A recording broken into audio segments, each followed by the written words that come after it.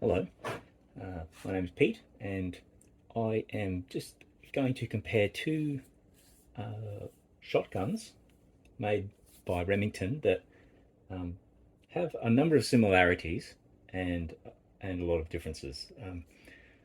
I was wondering how different or similar they were in in detail, and couldn't find any information out there, so I thought I'd make a video comparing the two. So they are the Remington 870 and the Remington 1100. So one's a pump and one's a semi-automatic. So you can see those there.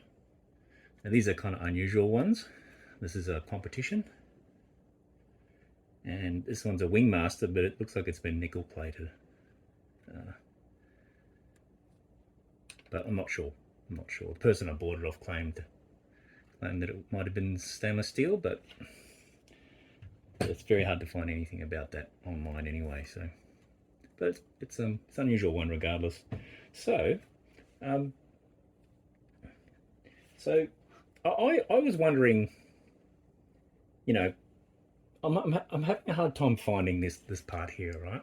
This is the gas piston for a Remington 1100, and I am told that sometimes they break, and as I clean it, sometimes I do notice that it is quite, I'm a bit wary of breaking it. So I figure one day it is going to break, and given that we can't find parts for it, replacement parts, or not easily, what would happen if I couldn't get a replacement part? So, and my question was, how hard would it be? Is it even feasible to think about turning an 1100 into a pump, right? Potentially with parts from an 870 or not. Now, that might sound a little unusual, but if you were to look at some of the parts on the semi-automatic, you'll realize that there are a lot of similarities, right? So they've got action bars there that look very similar, but we'll get into that in a moment. So, let's start with the barrels. So these are the important parts of the barrels here. Try and hold them up roughly where the chambers match, so you can see the rings that attach to the mag tube aren't anywhere near each other. If you have a look at the other end, they're quite different at the other end as well. Some similarities, but quite different. You can see where the locking mechanism goes into the end of the barrel. It's sort of similar, but there is quite a number of differences. And of course, the 1100's got holes. Yeah, you probably can't see that, but there's holes there to allow gas to push the piston and the action backward to automatically reload. So right there, those two are very different. Unlikely, basically impossible to interchange those. There is a big groove on the back of that one, whereas this one's actually got a notch taken out of it. So if you move on to let's move on to the action bars. Right. So this one here is one piece here, and it's got, I don't know what they call that, slide assembly built into it. Whereas the 1100, whereas the 870 has got this one, they got that the rest's on top, right, like that. So they're actually sort of similar in appearance, but of course, there's a groove here for the charging handle, so that would go in there and it would hold the bolt onto that slide assembly. Okay, so that's quite different there. I did find that I tried to actually insert this one into the receiver. I found it's actually it's taller, so it won't actually go in. It goes in as far as that part there, and it won't go in any further. So those two are quite different, but that does sort of resemble a pump sort of arrangement. The spring, if anyone's wondering, there's this part here, and the spring is actually in the buttstock. and that goes there, and this pushes into the buttstock against the spring. So that's what keeps the action forward. Under when there's no gas pushing it back. So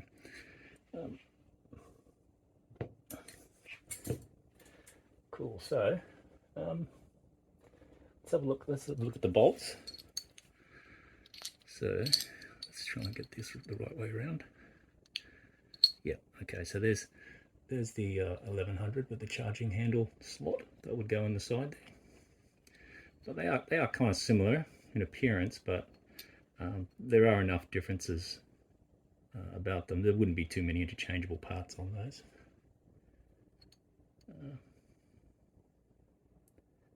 Yeah, quite a bit different, really.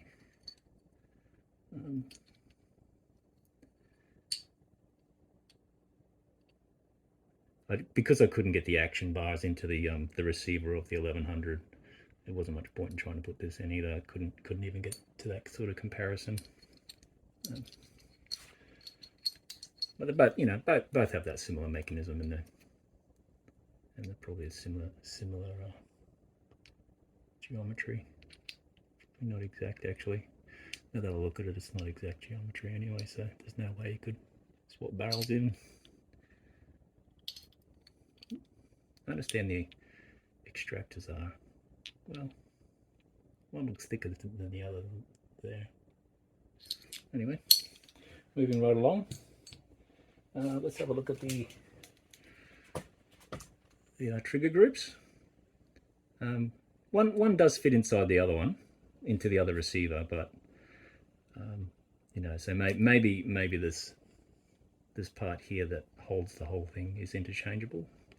There might be a few bits and pieces in here that might be interchangeable, but they are quite different, because the 1100s,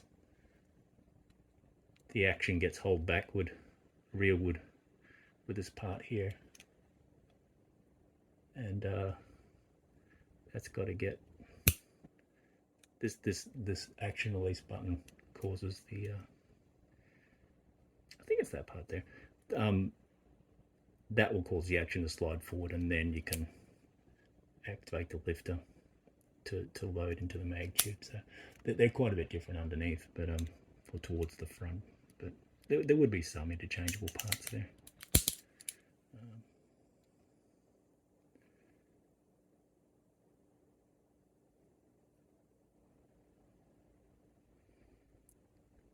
I don't understand all the inner workings of that, but they do have a number of similarities. That's the 870 on the left.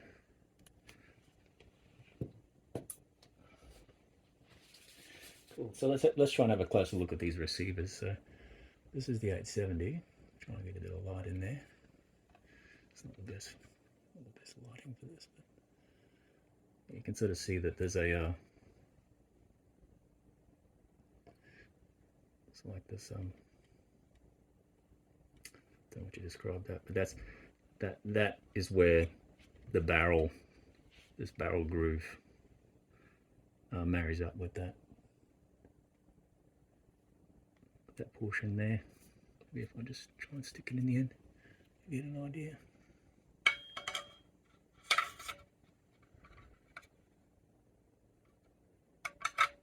Yeah, so I probably can't see that. Yeah, you can just see it.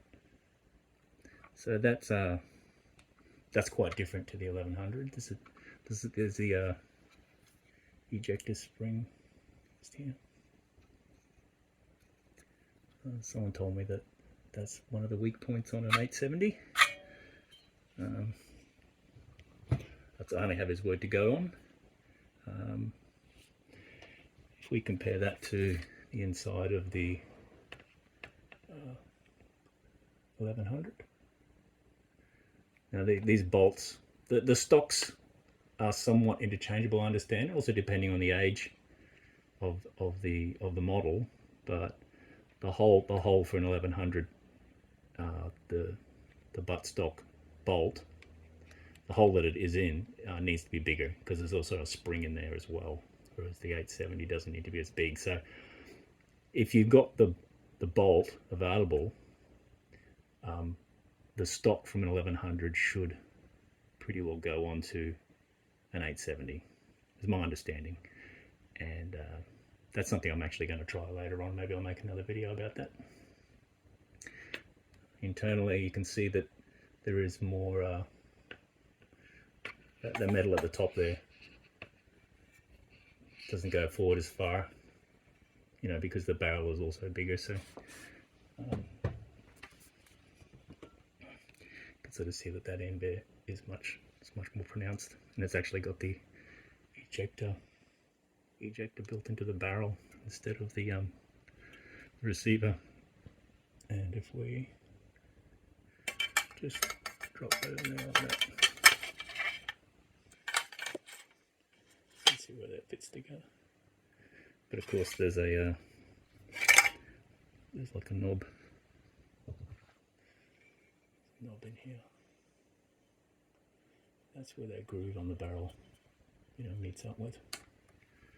So, but you know, the receivers are, you know, these are 2 3/4 inch receivers, so they're kind of somewhat similar in appearance. These holes line up.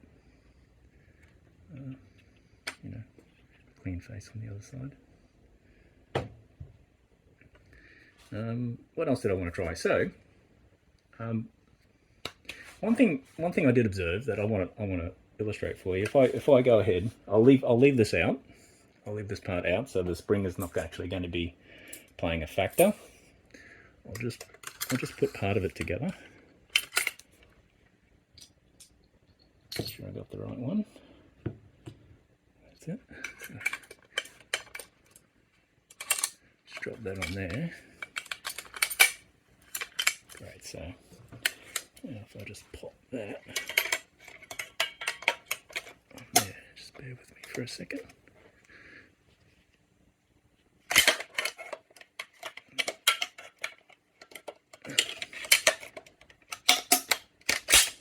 There we go.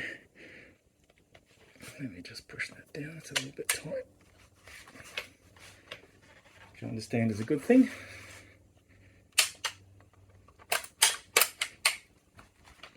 Well, anyway, you get the idea. You get the idea. Well, actually, it needs to. If I want to illustrate this, it needs to be properly installed. We've got something wrong. Let me fix this up. I'll come back.